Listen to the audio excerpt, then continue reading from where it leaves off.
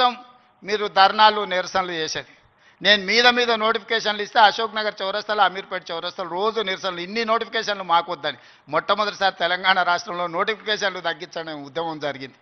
అందుకే మిత్రులారా, మీకు అనుమానాలు ఉంటే నివృత్తి చేస్తా. కొన్ని రాజకీయ పార్టీలకు కొంతమందికి అధికారం పోయినా కడుపుమంట ఉంటుంది, బాధ ఉంటుంది, దుఃఖం ఉంటుంది, ఆవేదన ఉంటుంది.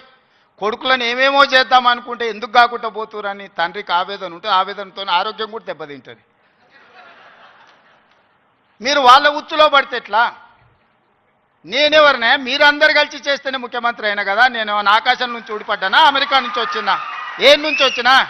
నల్లమల్ల అడవుల నుంచి, కొండారెడ్డిపల్లి నుంచి వచ్చిన గా ప్రొఫెసర్ కాసింది మాది పక్క ఊరే. మీ ఊరు నుంచి, మీ దగ్గర నుంచి గవర్నమెంట్ స్కూల్లో చదివి మీతో పాటు 20 ఏళ్ళు ఉండి జడ్పీటీసీగా, ఎమ్మెల్సీగా, ఎమ్మెల్యేగా, ఎంపీగా 20 సంవత్సరాలు మీతో పాటు ఉండి, మీతో పాటు పెరిగి, మీతో పాటు మీరు ఆశీర్వదిస్తేనే ఈరోజు తెలంగాణ రాష్ట్రానికి ముఖ్యమంత్రి అయినా. చదువుకోవడానికి గుంటూరు పోలేదు, లేకపోతే పూనా పోలేదు, లేకపోతే అమెరికా పోలే. నేను చదివింది ఇక్కడనే, పెరిగింది ఇక్కడనే, ఎన్నికైంది ఇక్కడనే.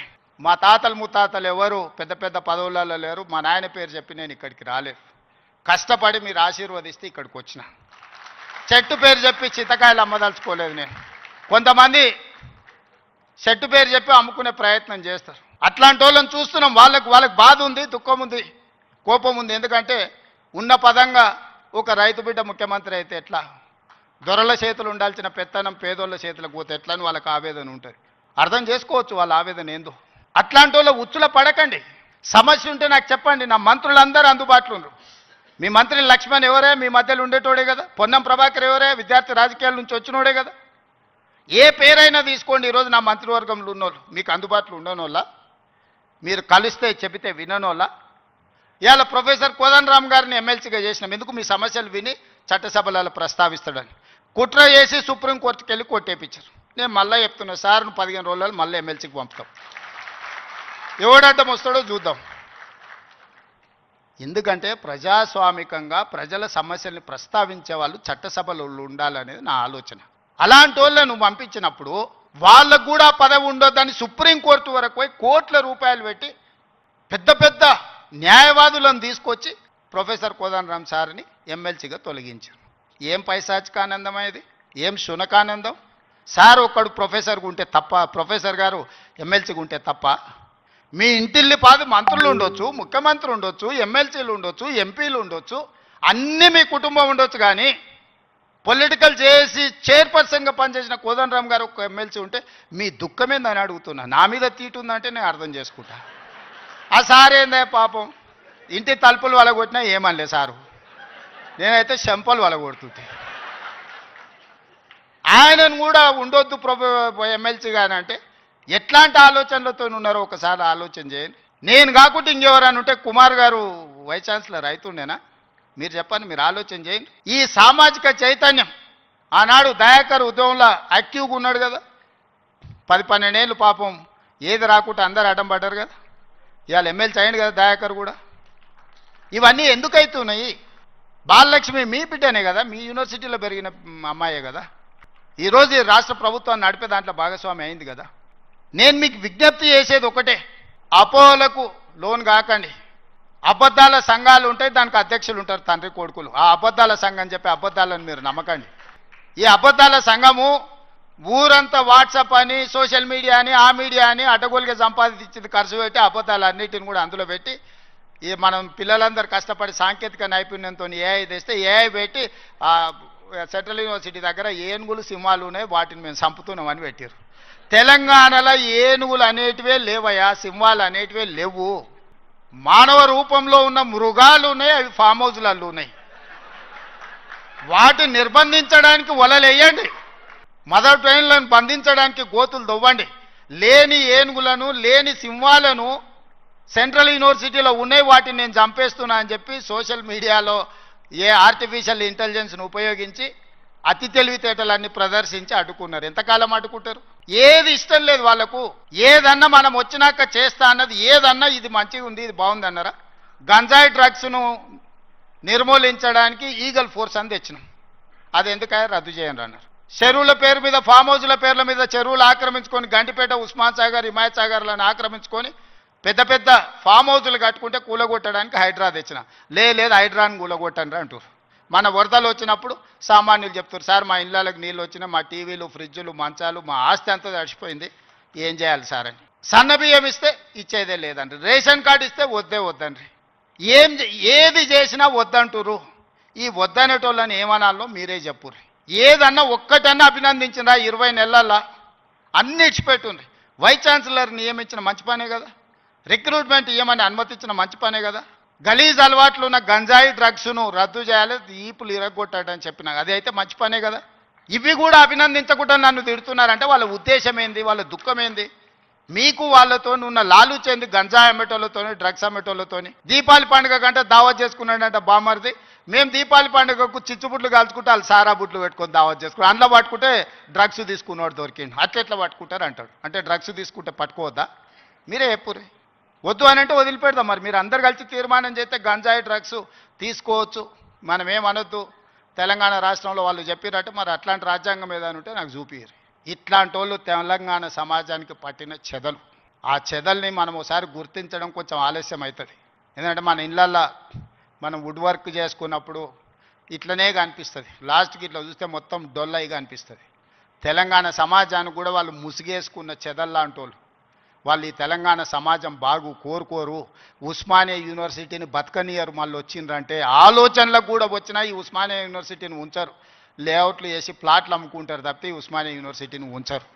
ఎందుకంటే చదువుకోవద్దు. వాళ్ళ ఏకైక కుట్ర ఒక్కటే, గొల్లోళ్ళు గొర్రెలు పెంచుకోవాలి, మాదిగోళ్ళు చెప్పులు కుట్టుకోవాలి, గౌన్లోళ్ళు ఈదులు గీసుకోవాలి, ముదిరాజులు చేపలు పట్టుకోవాలా, వాళ్ళు మాత్రం దొరలు మాత్రం రాజ్యాలు ఏలుకోవాలి. గింతనే సింపుల్ ఫిలాసఫీ వాళ్ళది. నాది దానికి విరుద్ధం. మా పిల్లలు, మా తమ్ముళ్ళు, మా చెల్లెళ్ళు డాక్టర్లు, లాయర్లు, ఇంజనీర్లు కావాలి. ఎంత ఘోరం అంటే నిజంగా ఇవాళ ఉస్మానియా యూనివర్సిటీలో ముఖ్యమంత్రి గారు మాట్లాడుతుంటే నేను కూడా చూసిన, ఇంత అన్యాయంగా మాట్లాడతారా? ఆ కాలేజీలు కట్టింది కేసీఆర్ గారి నాయకత్వంలో మన సబితా ఇంద్రారెడ్డి గారు. ఆ బిల్డింగులు కట్టింది, హాస్టల్ బిల్డింగు ఇంకో బిల్డింగ్ రెండు కూడా కట్టింది సబితా ఇంద్రారెడ్డి గారు. ఇక రేవంత్ రెడ్డి గారేమో జేబులో కత్తెర పెట్టుకొని తిరుగుతుండు. కత్తెర అంటే పాకెట్లు కొడుతుంది కాదు, యాడ రిబ్బన్ కనబడుతుందా కట్ చేద్దామని చూస్తాడు.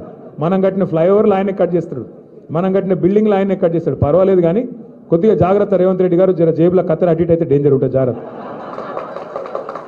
ఎందుకంటే ఆయన మాట్లాడే మాటలు ఎంత వికారం మాట్లాడి నాకు అర్థం కాదు. ఒక్కటంటే ఒక్క మాట, సకట్ మాట మాట్లాడతాడా? అరే తెల్లారు లేస్తే గలీజ్ మాటలు, నీ పేగులు కట్ చేస్తా, మెడలు వేసుకుంటా, గుడ్లు వికి గోటీలు ఆడతా. పేగులు మెడలు వేసుకునేది బోటీ తింటాడా? ఏమన్నా బోటీ కొట్టేటోడా? నాకు అర్థం కాదు. అరే పేగులు మెడలు వేసుకుంటాడు ఎవడన్నా ముఖ్యమంత్రి? నాకు అర్థం కాదు, ఇంత గలీజ్ మాట.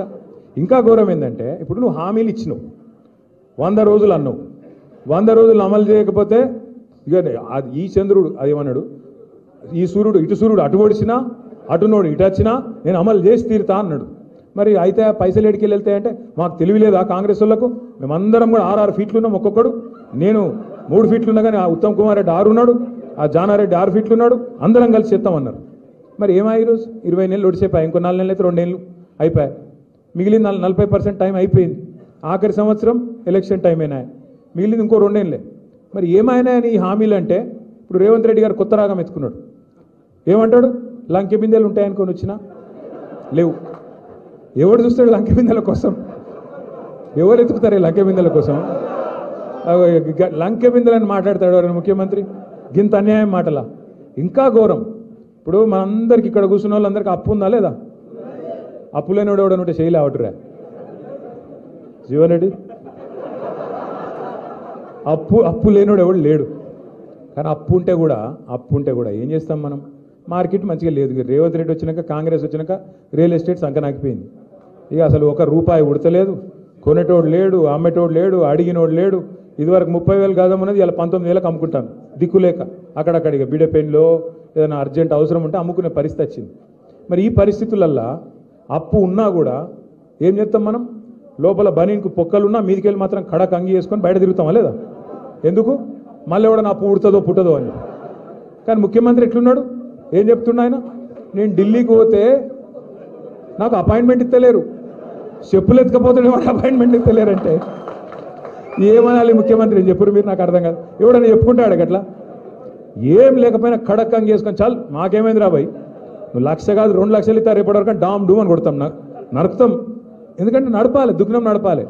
కానీ ఈ ముఖ్యమంత్రి గారు ఇంకా ఘోరం. మరి ఏమైనా నువ్వు గిన్ని హామీలు ఇచ్చినావు, ఏం సంగతి అంటే ఈ మధ్యన కొత్త డైలాగ్ ఎత్తుకున్నాడు. ఏం చేస్తారా, నన్ను కోస్తారా, కోసుక తింటారా?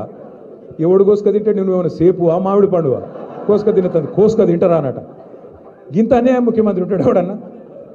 అంత విచిత్రం అనిపిస్తుంది నాకు. ఈ ముఖ్యమంత్రి లెక్కలేడు. మేము కూడా చూసినాం, ఎన్టీ రామారావుని చూసినాం, రాజశేఖర రెడ్డి గారిని చూసినాం, చంద్రబాబు నాయుడు గారిని చూసినాం, కేసీఆర్ గారిని చూసినాం, ఇక ఈయనని చూస్తున్నాం. ఇప్పుడు ఏం చేయాలి? ఇక నిజానికి ఇవాళ మీకంటే నాకంటే ఊళ్ళో ఉన్న వాళ్ళకి కోపం ఎక్కువ వస్తుంది.